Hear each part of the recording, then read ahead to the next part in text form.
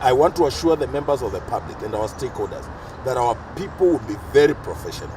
So to come to your question, what does it mean to have the license? It means legitimacy.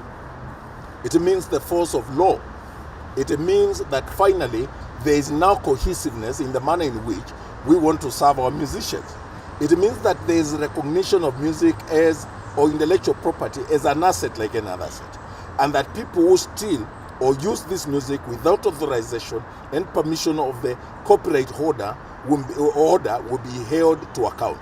So it means then that we are recognizing music as business, profitable business, and that going forward now, Music Corporate Society of Kenya is going to have police enforcement, which is going to enable them to collect.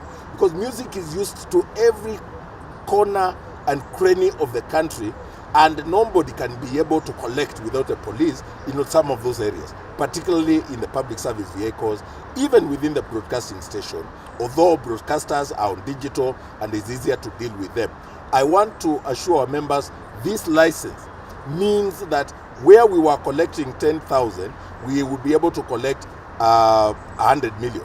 And if we collect 100 million, where a musician was getting 1,000, it means they're going to get either 1 million or they're going to get more.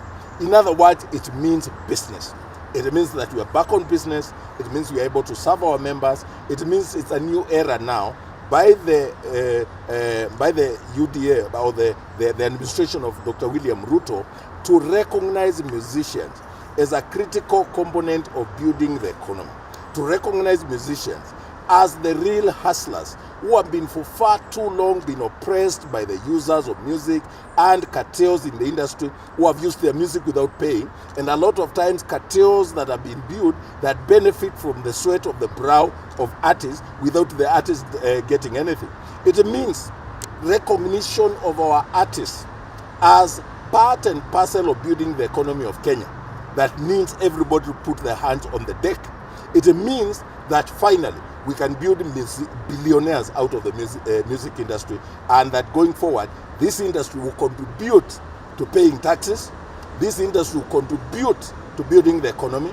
It means this industry will have billionaires who are going to buy good vehicles, build good houses, be able to do great businesses, and in the process expand the tax bands and operations so that this government will gain.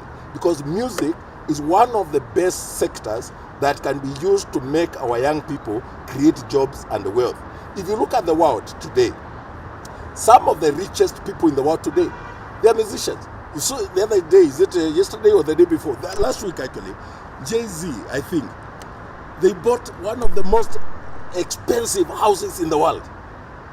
Artists buying the most expensive. It was not bought by a politician in the US. It means that if we serve musicians well, with the support of the government, recognition of the government, proper policy framework, proper coordination between government agencies, we can make billionaires out of our artists. And what does it mean? It means that a young child in a far-flung area in Kenya who is watching this industry and the way it is behaving, and those who are talented and how they are living, can be inspired to say, I want to be like so-and-so, because they are living well, they are being paid out of music and out of their talent, and they are living well out of their talent, and therefore I want to become a musician. It means inspiration.